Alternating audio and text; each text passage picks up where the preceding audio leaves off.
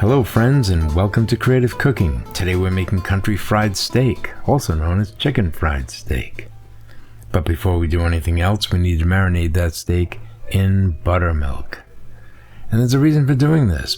Buttermilk has some acidity to it that will help to tenderize that steak, and the longer it sits, the better it gets. And the thing about cube steak is it comes from a very tough cut, usually from the round. I believe this one came from the round. And it's cut in such a way that it makes it slightly more tender. But more importantly, it allows the marinade to get in all the way into the meat. So it will tenderize it and flavor it too. It gives a little tartness to the steak, which I happen to like, and I think you do too. So we're going to put that in the refrigerator for at least 4 hours, but I did mine a day in advance, so up to 24 hours is good. And then we want to take some flour, about 1.5 cups, even though I'm not exactly measuring anything. I usually do these things by eye. And I also want to season it. I'm adding some salt here. I'm using ordinary table salt of the fine variety, okay, and some pepper. So that was about 1 teaspoon of salt, or 1.5, and then freshly ground black pepper. And when I say add pepper, I mean add a lot. We want to put a lot of pepper in this. If you've ever had a white gravy, a peppered white gravy, you'll know what I'm talking about. We want it to taste real good. And if you wanted to make chicken fried steak, get yourself 11 herbs and spices, if you can ever find out what that is. Maybe one of these days I'll do a video on that. In the meantime, we're going to take this cast iron skillet and we're going to put some cooking oil in there, some frying oil.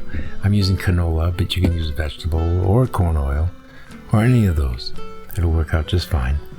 And then we want to fry the steaks. And now bear in mind, medium heat, or 350 degrees, thereabout. And these steaks are very thin, so they don't take very long to cook. What we're really doing here is we're browning the breading. We want the outside to get nice and brown and, well, basically crispy.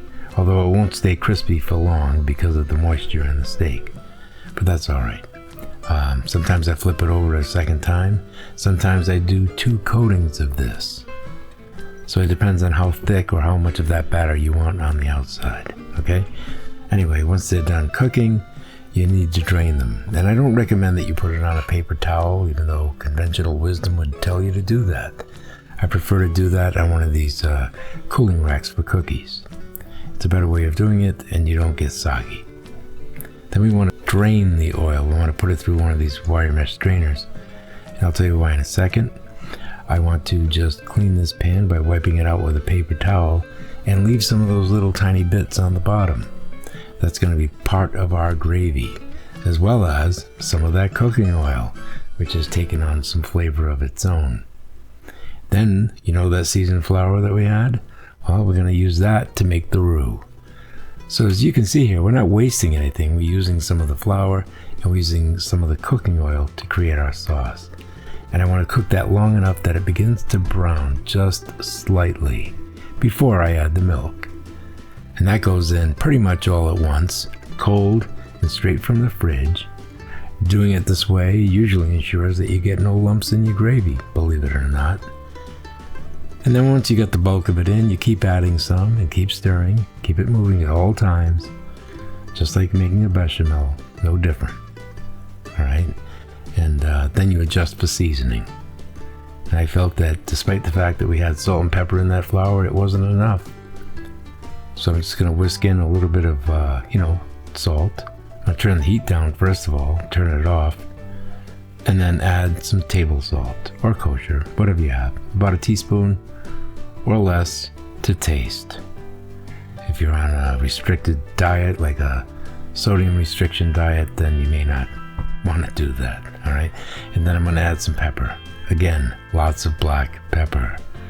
We're basically making a pepper gravy. That's one way of looking at it. All right, and when it reaches the right consistency, you'll know it's nice and creamy and pourable. And now it's time to serve it up. I think that 2 of these steaks is perfect for 1 person because they're so thin. All right, and what better to serve it with than some freshly made mashed potatoes? Now make sure that when you serve the mashed potatoes on the plate, put a little depression in the center. You know, it creates like a little boat or a little container for some of that gravy. Alright, and you just pour it over. See how it thickened up a little bit more too? It actually did, and I had thinned it out one more time. I didn't even show it here in the video. But I can tell you that once you put this on the table with some fresh black pepper, it's comfort food at its best. So I hope you try it. And I hope you come back each week for more great videos made for people who like to cook. Till then, ciao.